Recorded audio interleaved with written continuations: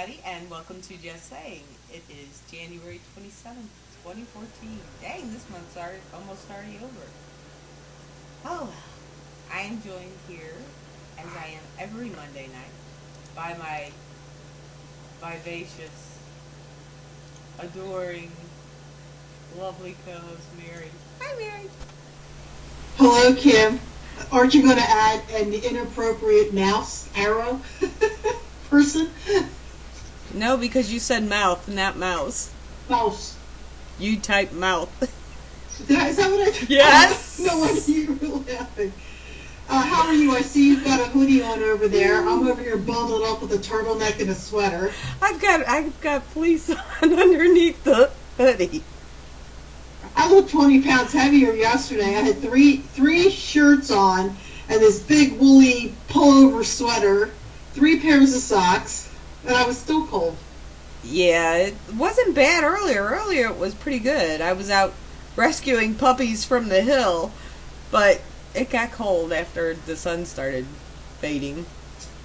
Well, things got to me today. I went out to breakfast this morning. It was 40 degrees. I mean, I'm out with a lightweight jacket, really feeling it, because right. After, being 7 and 8 degrees over the weekend, 40, I felt like I should have put the lawn chair out with the suntan lotion.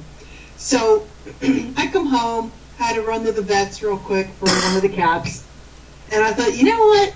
I'm going to take some time this afternoon, and I scooted over to Valley Forge Park with my camera and my audio recorder. Nobody was there. And then all of a sudden, the wind kicked up, and it got cold. I didn't last too long over there. But I can't wait to go through my audio, because while I was there, I'm standing outside the chapel, and I heard this guy say, "Hey, what are you doing?" And I turned around, and nobody was there. So hopefully I got it on my recorder. Nice. I know. That chapel's kind of like, rocky. So how are you? What are you up to? Oh, I was out playing with puppies today. Yeah. You know the dachshund puppies I had told you about? Yeah. Well, the one that was pregnant brought her puppies over to the shop today to, I guess, introduce them. Mm-hmm. And when she took off behind the shop, she left one on the front porch. Oh. And I couldn't find her, so I took it back over to the house where it belonged, which is like 2 buildings over. Right. Come back, here she is, without the second puppy. So then I'm out, looking for the second puppy, and it had come up the creek hill behind the shop, buried itself into the leaves, so you heard the whining and the crackling, but you couldn't find it. And it was only like 6 inches from the top. It took us a little while to get it. So that was my fun today. I got to play puppy rescue. Well, there you go. Well, I'm telling you, I'm going to get you into this hardcore with the animals. I can feel it. Yeah, thanks. Yep. Well, anyway, why don't we get started on our show tonight, because I haven't spoke to this guest since last year. I know. And I want to talk to her about a few things, so you do the intro. Well, this evening, our special guest is a crazy Reddit. No, she's a psychic medium. A Southern belle all the way. And a very dear friend, Tracey Ray. Hi, Tracy. Oh, I'm sorry, Tracey Ray-Ramsey. I had to add. Hello, Tracy. How are you? Hi, how are you doing, Mary? Really good, really good. Good. So it's been almost a year since I spoke to you. Yeah, Pretty it close has. to it. It Yeah. sure has. Yeah, I think the last time I spoke to you was at the Shanley? Yep, we were up there for the Lower Catskills Marathon. Yep. Sure has. Man, that's gone by fast. Yeah, it has. All the planning and hey, let's, can't wait, and all the advertising we did for it, and boom, it's gone. Yep. And now here we are talking about it like it's almost a whole year later. Yeah, I know. That's crazy. I have a whole bunch of things I want to ask you about that, but before we get to that part, Okay. For those that are listening and watching and really don't know who you are, I'll start a little bit with your bio. And according to your bio, it says that you realized somewhere around the age of 6 that you had some abilities. Yes, I did. Yeah. What were you experiencing? Well, the first thing I experienced was when I saw my grandfather in my grandmother's house. I was playing with the encyclopedias in the back room, and a male tapped me on my shoulder, and when I turned around, he said his name was Jesse, that he needed me to give my mama a message, and he said, can you tell her I'm sorry, I've got her to smoke? And I said, sure, I'm sick, so, and he looked a little different, he wasn't, he had light around him, it was more lit up than more, some people say they're like translucent, or it's more like light that I seen, and I could just know that it was a man there. And encyclopedia fell, so I put it back, and when I turned around, he was gone. So I went in and I told my grandmother, I said, some man named Jesse said he's sorry he got you to smoke. Well, I didn't have a clue, what was going on, and my grandmother started to cry, and she asked me who said that, and I said the man back there in the bedroom. And she got up to walk back there, and I said, he's not there anymore. And so she goes, I'm going to tell you a story. And she said, I was married to a man named Jesse. He died 5 years before you were born. And he died in that back room back there, and he had cancer. And he was so sick that he couldn't smoke. So she would light a cigarette, take the first drag, and hand it to him. And that's how my mama started smoking. And she never told anybody that story before. And my dad didn't even know that story. How about that? Yeah, so that's when I realized that's when my grandmother realized that there was something different about me. Then I just kind of looked like, what just happened, it kind of, it registered when I got halfway back, when I was going back into the room, it registered halfway back, and I'm like, I think I just saw a ghost. And so I went back in the living room with my grandma. Well, now, was your grandmother surprised by this information? I guess what I want to ask you, was there anybody else in the family that may have had any gifts that it just didn't get put out? Because let's face it, back in the day, nobody talked about this kind of stuff. Right. I don't think, I think on my mom's side, they're very intuitive. They just have a knowing, but no one's ever came out stating they were psychic or medium. As far as my grandmother, I do believe she had some sort, but I know that I think her mother did, apparently, from just the discussions that I had with my grandma. So my great-grandmother had it. It skipped generations in her family. But, did it surprise her? It surprised her at the age she came to. She wasn't expecting it, and she wasn't expecting a message from her husband that had, died 11 years. I'd say 11 years before that happened. It was 11 years, and she finally received the message. So it kind of struck her. My grandmother had only married once, and my grandfather apparently died at age 52, so he was real young, and my grandmother never remarried. Mm-hmm. So it was a love of her life, Well, also, in your bio, you mentioned that besides your grandmother, you didn't tell anybody. It wasn't the kind of thing that you talked about. When did you feel comfortable enough to, should I say, come out and let others know? Well, my mom never got to know. She died 5 years ago, and I came out 3 years ago, so I never really got to tell my mom. My dad knows, and it really didn't surprise him. Actually, he quite likes it in a way. He loves hearing my story, so I'm kind of shocked in a way that, he likes it. But he totally believes in the paranormal because he's had experiences. They lived in a haunted house when he was a child. They actually lived in a funeral home for like 6 or 7 years. So he did experience a lot of stuff growing up. So it didn't surprise him at all. it was hard for me to come out at first. I really wasn't going to tell a soul about it. I used my abilities with my friends, and I tried to do it to where it didn't out me, where they didn't know what was going on. I'd help as many people as I could like that.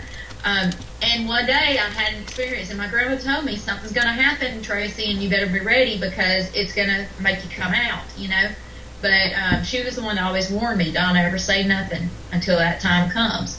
So I always took her word, And then something did happen, and, I had a little girl come to me at my house that had been murdered, and I didn't know what to do because I'd never had a spirit contact me just at my home without anybody there, without me connecting through someone, It's just a spirit that showed up and was showing me how she was murdered.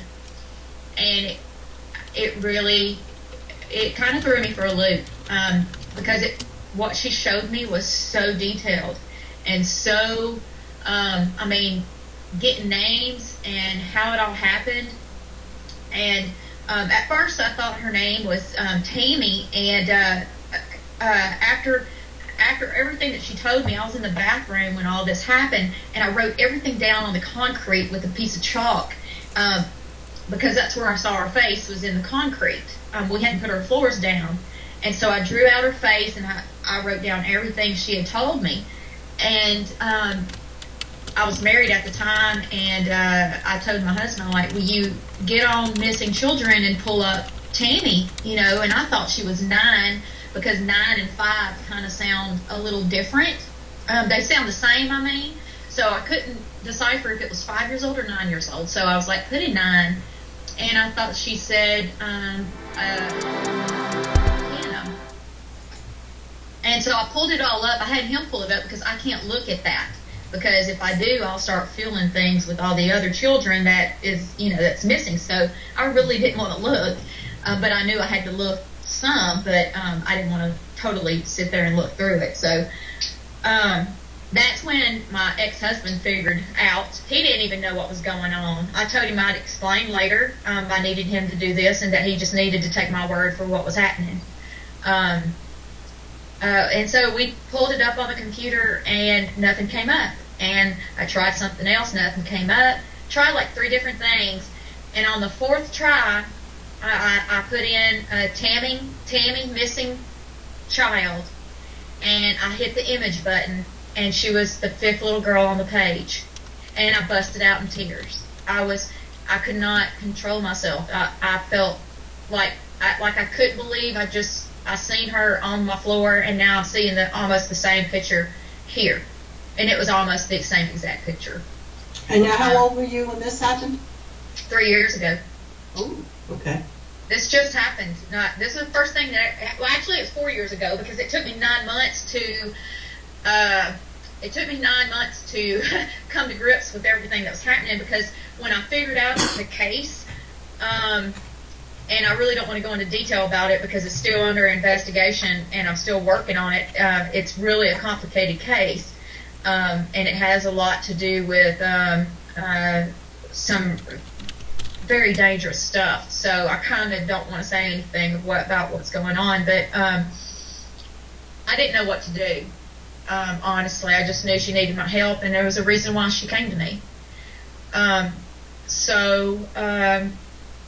Finally, I saw that there was a conference, a paranormal conference, in the town that I was from, in Beaumont, Texas, and I'd never, ever been to a convention before. I never even been to a psychic medium before. So I'm like, wow, this is going to be interesting, So I went there, and I knew I had to go by myself because nobody knew about my abilities, and my ex just figured out I was pretty much crazy. Yeah. Even though I was right about everything that had happened in there, he could have, said something like, oh, you probably looked at this beforehand and had all this, you know how exes are. But anyway, where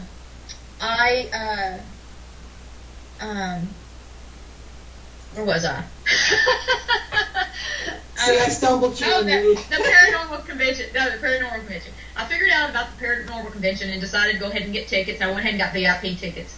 And I went there not telling anybody who I was, what I could do, and I wanted to see really who I could trust and who I could really confide into, by telling them about what was going on with me.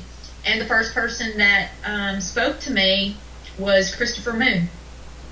And he was actually behind me in line while we were getting dinner.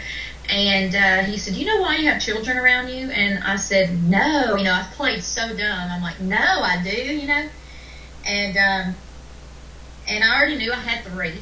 And I knew one of them was this little girl. And her name wasn't Tammy, but I'm not going to say the name. Tammy was her mother's name, and that's the name I kept hearing. She would wake me up yelling for Tammy.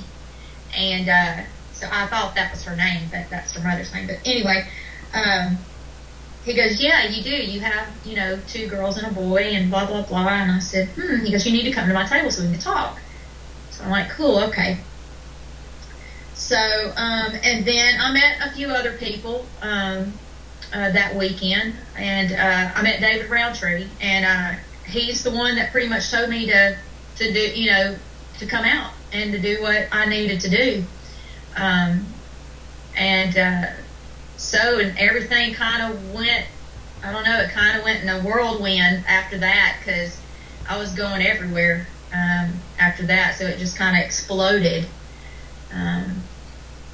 So really that event is what made me come out.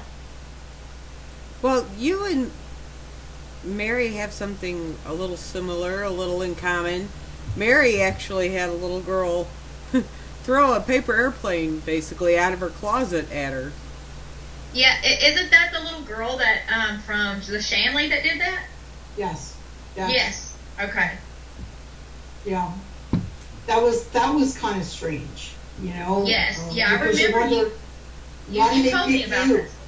Yes. Why did they pick you? There's all these other people out there but they decided to choose you for some reason. Right, and that was before you even went to the Shanley? No. I had been to the Shanley quite a few times, and one of the times that I was there, and I don't want to repeat the story because it's kind of inappropriate what I saw, but I do believe I told you what I saw, what was happening with this little girl.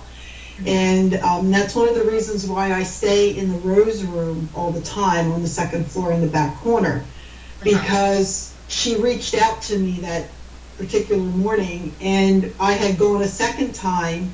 The time that I went after that, the same situation happened, and I really didn't pursue it. I did go down and look at the books, and they weren't completely finished yet. Had they been, I would have recognized who this little girl was.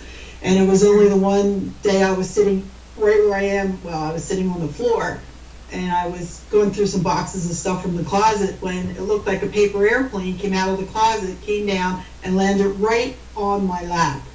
And when I opened it up, it was a Xerox picture of this little girl that I was seeing. It was the actual picture and the article from the newspaper back in that time. Mm-hmm. And she, I think on my behalf, just like, what you saw, she needed to tell somebody exactly what was happening to her back at that time. Yeah. And now, I kept getting a little girl that was around 4, but I kept getting her name as Rosanna, or Rose. Yeah, that's Rosie. That's a different little girl. It's a different little girl. Okay. It's not the same one. All right. No. Rosie. There's a lot of hidden little children's stories there. Yeah. Well, I got a lot of children. I just pulled up my notes from that.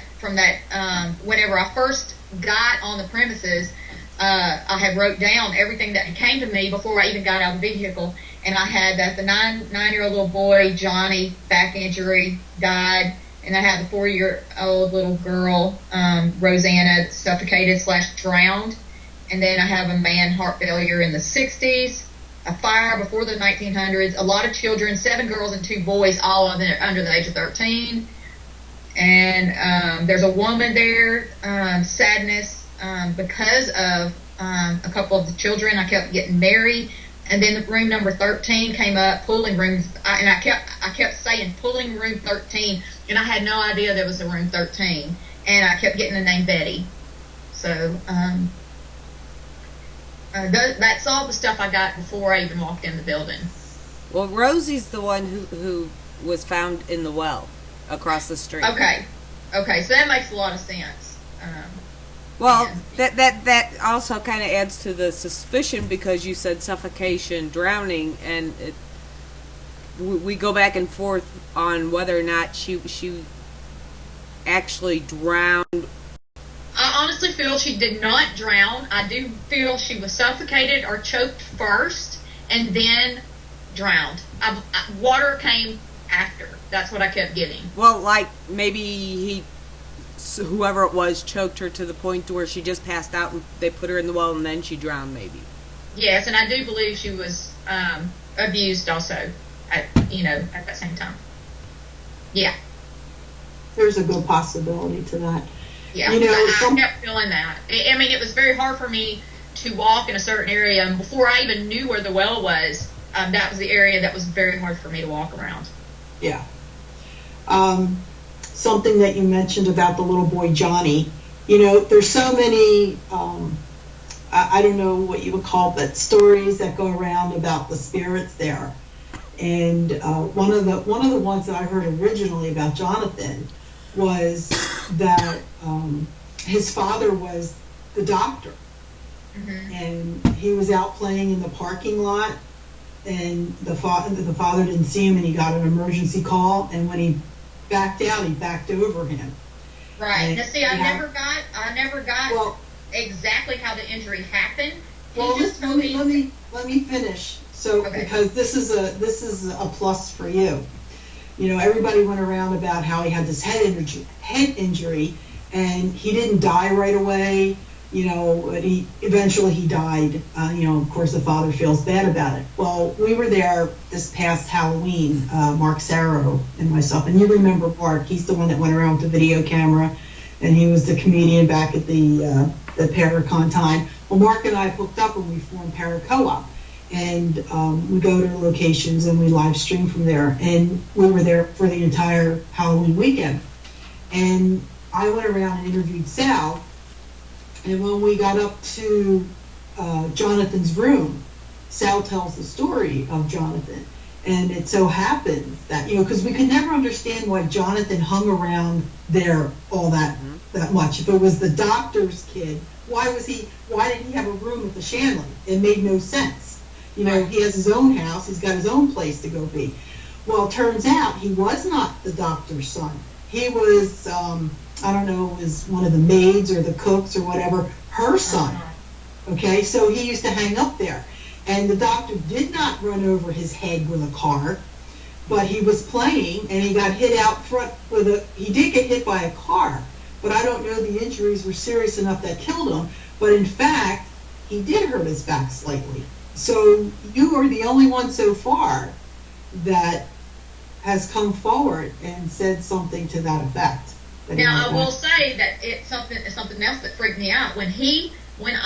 As soon as we drove up on the premises, he's the first person that I saw. Well, not person, but you know what I mean. The first thing that came to me and told me not to get out of the car, and he called me Mom. And I don't know if I look like his mom or what, but he called me Mom.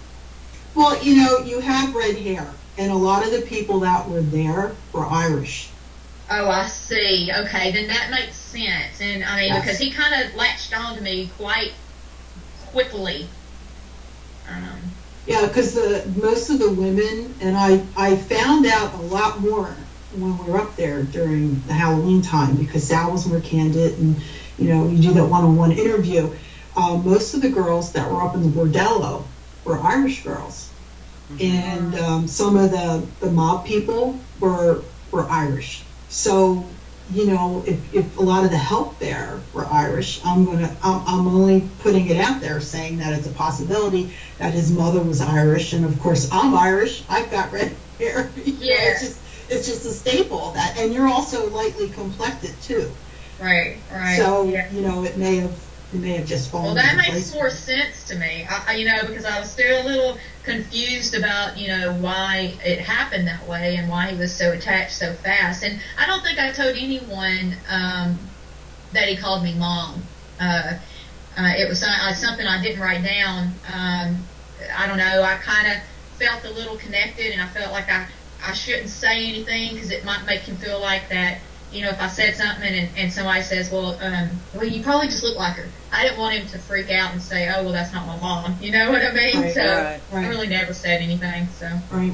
Well, Jonathan apparently was the welcome committee for all the psychics Yes, and he was. mediums that Yeah. weekend, because everybody, first thing they said when they walked in, who's the little boy? yeah. I think he was thrilled. I don't know. He was very, very happy that weekend. Yeah, I guess so. You know, with people being able to see him and talk to him and listen to hear what he has to say, because, you know, I think there's a lot of people that go to locations and investigations and they go in there. Now, I will say with the Shanley, the majority of the people that went didn't want to know the history. They didn't want to know anything Right. about it. You know, you want to go in there fresh and pick up all this stuff for the first time. You know, you don't want to be prejudiced from other things. But I think that a lot of people, I'll say paranormal investigators, sometimes they get a little carried away with knowing too much. So when they're doing like a spirit box session or something, sometimes they hear things because they want to hear them. But I think with that particular weekend, all you guys picked up stuff because you could. Right. Yeah. Well, and I do believe that. and they were all picking up different things from different people. Which one is it? Not my room, not Esther's room, the other room down that hall. On the second floor? Yes. See, I never even got anything hardly on the second floor other than the growls and the woman that was moaning and hurting. I guess all my attention was more on the third. You know, and I have a feeling that's the reason why I slept so good in the bordello, and I think it was because of Johnny. I did sleep so good, to tell you the truth. Well, it's the redhead in the bordello. They weren't going to mess with you. Yeah. I'd worked myself tired. Yeah, Marguerite. Patty spent more time with Marguerite. Johnny attached to Tracy. Robin everybody seemed to have their own different little person who was with them almost the entire weekend. Yeah. It was a great experience. I so enjoyed it. Well, you know, one of the things I have down that I wanted to ask you, here we are. How many psychics did we have there, Kim, that weekend? Dee, Robin, Tracy, Patty. Five. Yeah, Deborah was there. Deborah. 5 or 6. Yeah. Have you ever been in an investigative environment where there was that many and that much energy? Actually, yes, I have. Yes, I have. The energy there, I love the smaller events, though. I tend to do a lot better at the smaller events than the larger ones because the larger ones just drain me totally. But no, the energy was great. Yeah. I mean, Kim and I noticed ourselves how much more we experienced because I think we were all bouncing off of one another. Yeah, I think we complemented each other quite well, and it's hard to find psychics like that. I mean, yeah, I've been to other places that's had up to 20 psychics, but you don't feel the closeness. You don't feel, I don't know, they just don't. You know, there's some that just don't click. With each other. So it's hard to find that connection. Well, we had 30 people at any given time that everybody got along, and that in itself is a miracle. Yeah. It had to do with the food. That was it. Food's a common denominator there. Yeah, when there's good food, there's good people. There you go. But I mean, all of us were pretty much together from the moment we woke up till the time everybody started passing out. Even people who weren't staying at the Shanley were at the Shanley till we were ready to pass out. But everybody got along. so well. Something else I want to add too, and Kim, you'll verify this, and so will our listeners, because we talk about it all the time. But Sal, I had asked him, like weeks later, any repercussions of us being there because of the energy.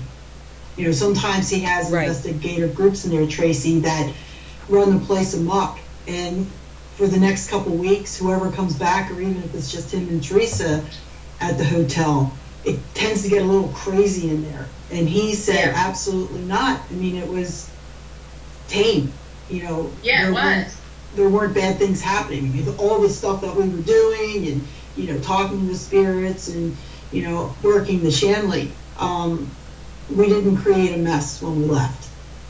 I think we wore them out. Probably. Who knows? I think he enjoyed us. I do. I think he did enjoy us. Now, in talking to like Patty, for example, because after the paranormal conference, her and I kept in touch, and we were comparing notes and stuff. And, you know, with all the things that we did there, did it affect you at all afterwards? Honestly, no, it did not. It's one of the events that did not affect me. Interesting, because I think a lot of us, we were like like Gumby's leaving there. I felt really, like that. No, I really wasn't affected. It really, it's one of the, it's one, I said I was ready to go back days afterwards. I felt that I feel like I do need to go back, just because I think there's other stuff that wanted to communicate, but didn't, because I think something, you know, Johnny and a few more was more, I hate to say powerful, but they took my energy more, in other words. And usually, you know, that's a little bit, you know, I see when they use my energy, I see that a lot more than those that are trying to use just energy, period. So. Well, you had mentioned earlier the growls. We kind of need to explain the growls. Do what now? I said you had mentioned the growls that you had caught. Yeah. I think we need to kind of explain the growls. It wasn't demonic. No, the growls, actually, I heard them twice. On the second floor. They was always on the second floor, and they was always in the always in the back room, in the blue room. I call it the blue room. Right. I don't know what room it's called, but it was the one that was blue. It was the one right by the bathroom. Yep. But each time I was in that room, I got a growl. Every time. And it was always near, I don't know if it was the closet, but it was always right there by the door, close by the door. It's that door, when you and I heard it together, it was the door that actually should have led into the bathroom that is now sealed. Okay, I didn't know if it did go to that door. I didn't know if it did used to go to the bathroom, because I'm thinking there's no way that was a closet there. And I don't remember seeing a door, the opening there. But yeah, okay, so that makes sense. Okay, so there wasn't a closet. That's just a fake door, in other words. Well, it probably was a closet back in the day before it became a bathroom. Mm-hmm. It was probably, you know, a walk-in type. Right, because I did say that bathroom used to not be a bathroom because of the woman that tried to abort a pregnancy, in there. That I felt. I felt like it was a room at one time. And that's one of the things that I did feel in that bathroom. Right, but in the blue room, the door, you can still see the door from the bathroom side. You can't, because the sink is there now, and the mirror. Right. Did you pick up anything? Do you remember? I had called down for you and Kim to come up. I was in the shower, and I heard this woman. She was like moaning for help, and I couldn't understand. Yeah, I was there. Then we ended up going into the blue bedroom there, and we didn't. Did you pick anything up? Oh yeah, that's right. I was there for the growl. That's yes. Right. Yeah. What I picked up then was the woman that had tried to abort a pregnancy. because I stayed in that bathroom a good time just alone, because I shut the door and I kneed down, and I could feel the pain that she was going through. I never heard really the moans. I could feel the moans, I could feel her, but not, I just knew she was moaning, in other words, so.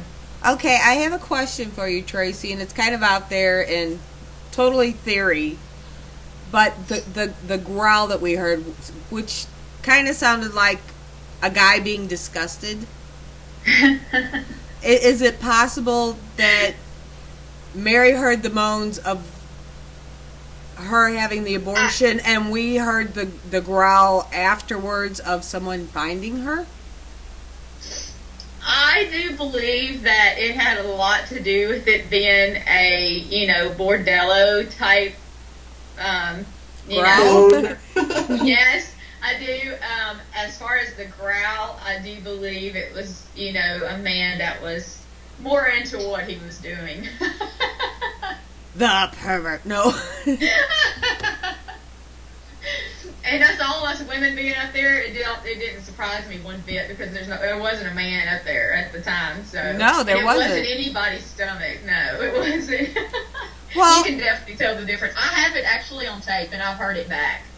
And only 2 out of 4 of us in the room heard it at that time. Yeah. Because we're like, did you hear that? No. What'd you hear? What'd you hear? I didn't hear nothing. I heard a growl. But you know what? I do remember, I think that we were closest to the door. We were. Mary and Patty. Was it Mary and Patty were on the bed, and you and I were standing between the bed and the door? Yeah, so I believe that's the reason why we heard it and they didn't. Yeah. I mean, I heard it on your recording because you played it back, because the two of you reacted to the sound. Yeah, yeah. Man, Kim's used to those moans, so. It's the red hair. I know those moans too. I'm just putting it out there. Yes, but you're the lady, and I can't say that about you. Oh, like my kids. You and Daddy did it. Yeah, okay. One of the spirits there that puzzles me the most is Claire. Did you have any contact at all with Claire? I did not get a Claire. I did get a woman that I could not get a name for that had been murdered. And I want to say shot, because that is what I was getting at the time. But I didn't get a name. Claire was Patty's buddy. Claire was the one that actually followed Patty all the way back to Canada. Did she know how she passed? I don't know. Well, we do know, okay, because it's a fact. I mean, I think so. Somebody got to look at her records. Yeah, that she was hung, but okay. The thing is I have theories on that. It's written that she did it to herself. Mm-mm. I don't think she did. And that's one of my quests for there to find out. Isn't Claire the one that was having the fling with the stable boy? No. Okay. That was Anna. Oh, that's right. right. Now, the murdered woman I got, no, she wasn't the one I got shot. Mary is the one I got was shot. That was the woman that felt sadness for her kids. I just have this murdered woman and nothing beside it. So it could have been this. It could be her, but it was probably an energy I really didn't feel too much of. Well, I'll tell you, a lot of tragedy heard up in that bordello too. I've been to the Shanley so many times, and I thought I knew everything there was about the Shanley until October. And the very first bedroom, when you go up the top of the steps to the right, that's Anna's. Yeah, I didn't like that room. I did not go in that room, to tell you the truth. And I slept beside that room. Right. That room is definitely a strange room, and yep. I should have had the picture ready tonight for Eric, but I was there in August, and actually Rob and Marie was with me, and we were doing a walkthrough, and I I just can't find myself walking into that room. I did at Halloween time, but I just, prior to that, I just didn't feel comfortable. So what I did was I stuck my hand in through the curtain and just started snapping pictures. And I got what appears to be a woman's shadow sitting on the corner of that bed. Now, wow. There is written in the book, that, you know how each room has the copybook in it and people write their experiences, that they've seen a woman sitting on the corner of the bed, like kind of facing like she's looking out the window. Well, the good thing about when I took the picture was I did like a panoramic view of the entire room. So you can put them all together and see that there was nothing that would have caused that reflection. And it definitely, and Kim will tell you, it looks like somebody, you can see the legs, just a position of somebody sitting. And the rumor has it, well, the rumor, I mean, it's what has been told, is that she was dating the stable hand, right, who I believe was African American. Yes. And that was so, you didn't do that back then. And she ended up, she was pregnant, and she did lose the baby, and he was found dead. There's a whole bunch of, every room we go into, there's like a dramatic story to it. Yeah, the land itself, just not even with the house, just, where the house is, the land itself has so much, because, I know there was a lot of shootings just from the roads and everything into the house, too. Definitely. Yeah. Also, up there, if you look up at the ceiling, there's like a ceiling tile that you see moves. It's removable. And when we were up there in October, one of my friends that came along, she kept stopping. She didn't look up. She said, "There's something really weird in this spot." And we looked up and we saw, that you could go up to the attic. And Sal told us that they found a male hanging down out of that spot. Oh, wow. So, it's there's a whole lot of things going on there. Well, Anna's rooms, I think anybody who has the pleasure of sleeping in Anna's room gets some little bizarre something or another. Because we were up there for the blizzard 2 years ago. And when we went to bed, we didn't get undressed because we were leaving early because the blizzard was coming in.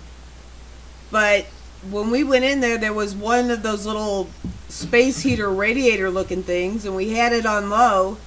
And when we woke up in the morning, there were two of them in there, both on full blast, and a wasp walking down the window on the inside. Wow. And it was like way too cold for wasps to be anywhere around, so that made no sense to me at all. But we were boiling up there. Well, taking a step away from the Shanley, I've got one more personal question to ask you in regards to, coming out and being like, how hard was it for you to be taken serious by others? Here you are, all of a sudden, here's Tracey Ray, and she's seeing this little girl, and you're coming up with all of this information. There's so many psychics out there. How hard is it to be taken seriously? I really have not had a problem. And I'm so private too. I'm such a private person, and I don't really let everything that I get out there. And I'm not one that does, I don't advertise for readings or any of that. As far as all the stuff that I've done, there's been reasoning why I've had to do it, and I've never had anybody really state that that's given me a problem. I've really had a great experience through all this. So, I'm very straightforward, and I'm not afraid of skeptics either. I've surprised a few of them. Okay.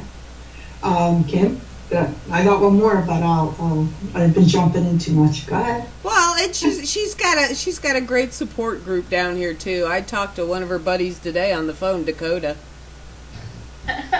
You talked to Dakota today? He called me. I love him. I just love him. But no, Yeah. down here she really does have a really good support group. I do. I mean, I have a lot of places where I have great support groups, and I do keep in touch with most of my reading.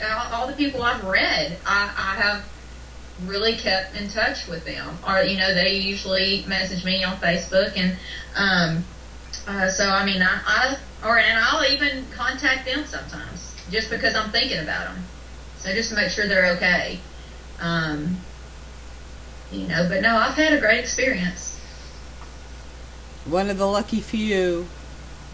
Yeah, I'm sure it won't stay that way, but I mean, I'm hoping it does, but who knows, Things could change.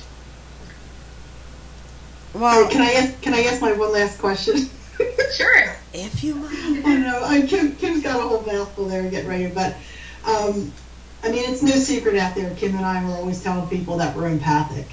And, your bio mentions, obviously, that you're empathic, too. Oh, yes. What do you do to survive the madness of it? Oh, my God. It's probably the hardest thing. I can handle, my psychic stuff and my mediumship. I can handle that. But being an empath, I think, is the hardest thing for me. I mean, feeling somebody else's pain and is really hard. And then feeling emotions. When I do have people that come through that have been murdered or have just died of heart attacks or whatever, and you feel that, it does make it a lot easier for me to connect to the person I read with.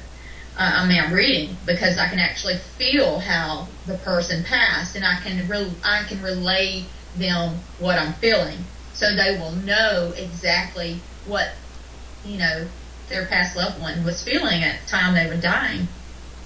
So that's the only thing good about it, to tell you the truth. I so believe in my crystals and my rocks. I try and meditate before each reading, and I try to just balance myself and keep myself less stressed, so I can handle situations. I do stay out of malls and shopping centers and places like that. I do not like going into areas that are, that have a lot of people, except for conventions, but conventions are different. I do totally protect myself at conventions, but that's really, all that I really do. I just keep my protection around me and on me at all times. All times. If I leave my house, it's on. If I'm at my house, it is around me at all times. So. Well, we're running very short on time here, but I know you recently did something that we need to say congratulations on. Oh, thank you. Miss Tracey Ray-Ramsey. Yeah. Just recently got married to Keith Ramsey from Deep South Paranormal. Come on, Kim, you got it. I keep wanting to call it Southern something paranormal, and I know it's not it. Deep South Paranormal. Deep South Paranormal, yeah. And congratulations. Thank you. And when she decides to have the big ceremony, I get to be the flower girl. Do what? I didn't hear you. I get to be your flower girl. Yeah, come on down. Yep. I never got to be a flower girl before. Can I be the hand the cheesecake out to people person? Cheesecake. How about banana pudding? Well, I like that. I've only had it twice in my life, and I like it. So what's that? Banana pudding? Yes. You'll love mine. Yeah. Everybody loves mine. I've only had store bought, so. Oh no, that crap's nasty. No. Mine's strictly homemade from scratch. Only way to go. Well, Tracy. Banana pudding cheesecake. What do you think, Kim? Ooh, or a banana That Foster. sounds good. A banana I'd probably Foster. like that too. Tracy, a banana Foster cheesecake. A what? Bananas Foster. A banana Foster. Hey, yeah. That sounds good too. Yeah, it does. Y'all are making me hungry. Did you notice how no matter what, we could be talking about things that go on in a morgue, and we always manage to bring in cheesecake topics. we have not done a show where cheesecake just has not entered into it somehow. We had Michael Esposito. Was it?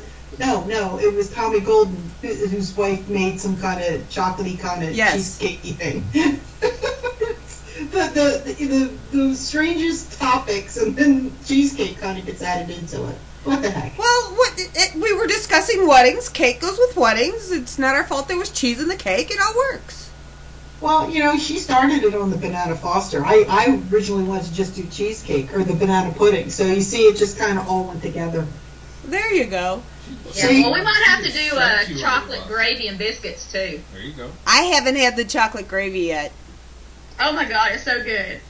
Me and Keith get hungry for it. We get in there and make it at like 1 in the morning. Well, Tracy, if someone wants to get a hold of you, how do they get a hold of you, lady? It's easier to get a hold of Facebook. I have 2 accounts. I'm on the one where it's Facebook, Tracey Ray-00, but there's also one, Tracey Ray-01. Or they can email me at tracyray45@gmail.com. And I don't have my link up. I do have a website with all that information on it, but I don't have the link handy right now. So, And I know you got a lot of traveling to do this year. You just don't have any. You only have like one event scheduled so far. I only have one event scheduled. I'll be doing the Weird Text Fest, March 22nd. I will be going some other places in probably February and in July, and I can't remember. But I'm not going to be speaking at those places. I'll just be attending. Right. So. All right, Tracy, we'd like to thank you so very much for coming and playing with us this evening. Thank you so much. I had a great time. It was a pleasure speaking with you, and don't make it so long next time. Yeah. You neither. All right. Well, thanks for joining us. All right. Bye. Bye, Tracy. Bye-bye. Now I want cheesecake, and now I want to try that banana Foster. Way to go. But before we go anywhere, we both have treats tonight, and too bad Robin Marie doesn't have them. That's right. 1, 2, 3. Here you go, Robin. Eat your heart out. We've got strawberry cream Peeps dipped in chocolate. They're all ready to go for Valentine's Day. And we got the last 2 packs, so enjoy them, Kim. Oh, I will. Every bite. I'm sure of it. And I'm sure Eric's probably over there eyeing them up, too.